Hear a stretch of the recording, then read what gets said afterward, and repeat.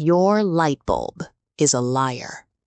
In a dusty fire station in Livermore, California, there is a hand-blown glass bulb that has been burning almost continuously since 1901. It has outlived the men who installed it, the station itself, and the very company that manufactured it.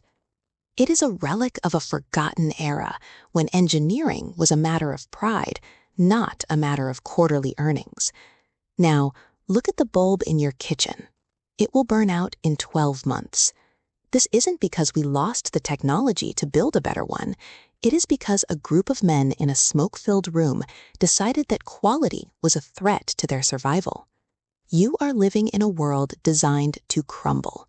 Every glass screen in your pocket, every lithium battery in your car, and every fast-fashion stitch in your closet has a death date pre-programmed by a boardroom executive. You think you're a consumer participating in a free market. In reality, you are a harvestable resource in a system of planned failure. This is the secret history of how the world's most powerful industries conspired to ensure that nothing you own will ever truly last. To find the origin of this crime, we have to go back to Christmas Eve, 1924.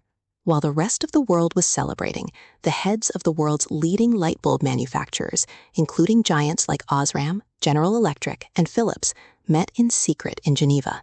They called themselves the Phoebus Cartel. They faced a terrifying problem. Engineering was getting too good. Bulbs were lasting 2,500 hours.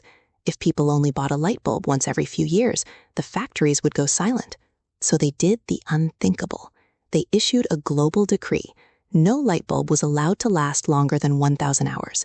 This wasn't a suggestion, it was a law enforced with brutal efficiency. The cartel set up rigorous testing laboratories to measure the lifespan of every bulb produced by their members. If a factory produced a bulb that burned for 1,100 hours, they were slapped with massive fines. Engineers, who were trained to build things that lasted, were suddenly forced to research how to make filaments thinner and glass more fragile. Innovation was inverted. The goal wasn't to reach the moon, it was to reach your wallet, over and over again. They spent 15 years perfecting the art of the broken product before the cartel was eventually exposed. But the damage was done. The seed of planned obsolescence was planted in the soil of global capitalism. Fast forward to the modern day, and the cartel's spirit has evolved into a masterclass of psychological and digital warfare. It isn't just about the physical breakdown anymore. It is about the artificial slowdown. Think about your smartphone. Within 2 years, it starts to feel tired. Apps take longer to open, the battery drains while you sleep. In 2017, the mask slipped. Apple admitted to throttling the performance of older iPhones through software updates. They claimed it was a feature to protect aging batteries, but the timing was suspicious. These slowdowns always seemed to peak just as a new $1,000 model was being unveiled on stage. This is software obsolescence. Your hardware is perfectly capable, but the code has been instructed to sabotage the user experience. Then there is the fragility by design. Look at your laptop. Modern manufacturers have moved away from screws and towards glue. They solder the memory and the storage directly to the motherboard. If one tiny 5-cent capacitor fails, you can't replace it. The entire machine is garbage. Consider the inkjet printer industry. Many printers contain a specific chip called an EEPROM. Its only function is to count the number of pages you've printed. When it hits a preset limit, it sends an error message saying the service life has ended. There is nothing physically wrong with the printer. It hasn't run out of ink. It has simply been executed by its own brain. You are paying for a tool, but you are receiving a time bomb. The real-world cost of this greed is staggering, and it's hidden in the places we refuse to look. Travel to the Agbogloshi district in Ghana. It is a literal hellscape. Plumes of black, toxic smoke rise from mountains of burning plastic and copper. This is where your obsolete tech goes to die. Because companies make it nearly impossible to repair or recycle these devices safely, they are shipped to the developing world in massive containers.